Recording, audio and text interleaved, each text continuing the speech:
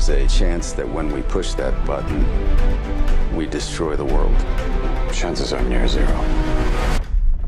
Near zero. Until now, the most prominent image of J. Robert Oppenheimer came from a 1965 interview with NBC in which he recalls his thoughts in the immediate aftermath of the first ever detonation of a nuclear device. I remembered the line from the Hindu scripture, the Bhagavad Gita. Now I am become death, the destroyer of worlds. I suppose we all thought that, one way or another. Between the physicist's haunted expression and the fact that it consumes nearly the entire frame, the clip is the initial particle collision leading to the nuclear chain reaction of Christopher Nolan's Oppenheimer, a 3-hour biopic that plays like a jolting thriller. Oppenheimer only slows down to ruminate on questions of all-consuming guilt, as it imagines a vivid psychology lurking within a mind plagued by doomsday visions that serve as both warning and indictment for humankind. It's paralyzing, pulse-pounding, and breathtaking.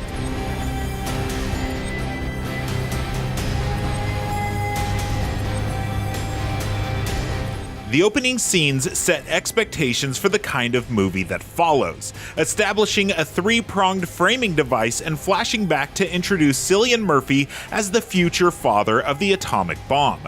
The first time we see Robert, he stares at droplets of rain rippling in puddles, a calming image that reminds him of hellfire bursting forth from subatomic particles. Even the serenity of nature can't soothe his troubled mind.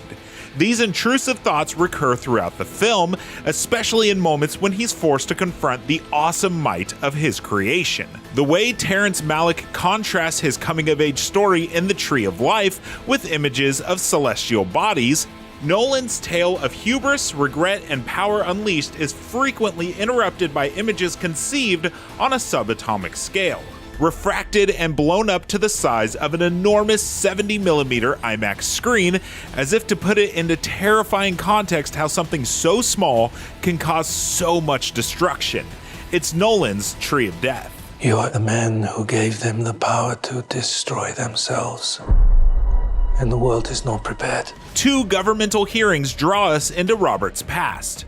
One, presented in washed-out color, challenges Robert's loyalty to the United States.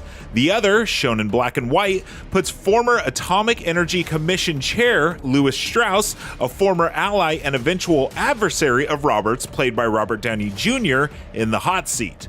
The latter often harkens back to the former, which itself traces Robert's scientific career through the 1920s and 30s until his eventual recruitment to the Manhattan Project in 1942.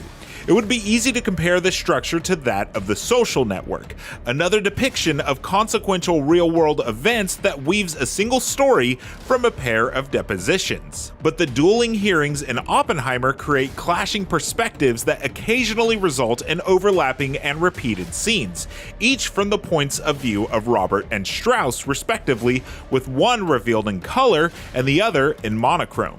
The duo's relationship isn't the story's central driving force.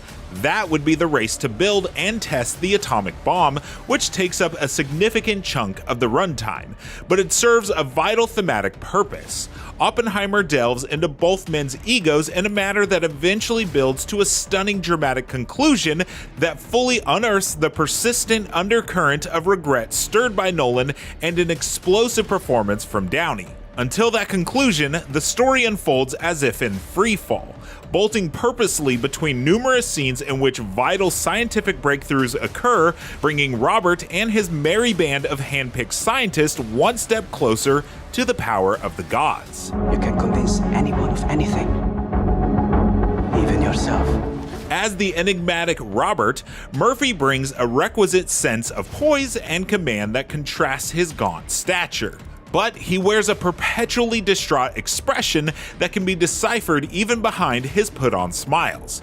He doesn't look like he's seen a ghost, so much as he looks like he's been seeing them all his life, forcing one to wonder whether his ability to envision the building blocks of existence propelled him to greatness or cursed him for all eternity.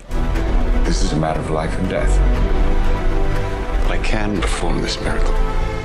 Given the story's structure, Oppenheimer unfolds like a memory tinged with regret. But was it fated? Murphy's face seems to constantly ask this question too. The highlights of the star-studded supporting ensemble are, for once, the women in Nolan's cast, a pair of female characters whose involvement with America's Communist Party draws the ire of Uncle Sam. Florence Pugh plays Jean Tatlock, a volatile romantic presence in Robert's life and the center of a surprisingly imaginative and unsettling sex scene, while Emily Blunt plays Kitty, Robert's long-suffering spouse. She's significantly more well-rounded than the standard issue supporting wives of Hollywood biopics, who do little else than sing the praises of their partner's genius. Instead, Kitty is perhaps the only person who knows the true Robert inside out, the man behind the martyr, skillfully disguised behind his faux humility and a grating, lonely genius persona. J. Robert Oppenheimer is a paradox only she can solve, and it weighs on her constantly. It's happening, isn't it? Nolan performs numerous creative feats alongside his tenant collaborators, from cinematographer Hoyte van Hoytema to composer Ludwig Göransson to editor Jennifer Lame. The gigantic IMAX frame, nearly as tall as it is wide, is used to tremendous effect, not only to capture spectacle, but to push in dramatically to close-ups. Göransson crafts propulsive and unnerving music out of atmospheric sounds, and Lame draws us in and out of Robert's waking nightmares through intimate sensations of sound and touch. At its core, the movie always circles back to the question of J. Robert Oppenheimer's place in history, as seen by others and by himself. Our work here will ensure a peace mankind has never seen.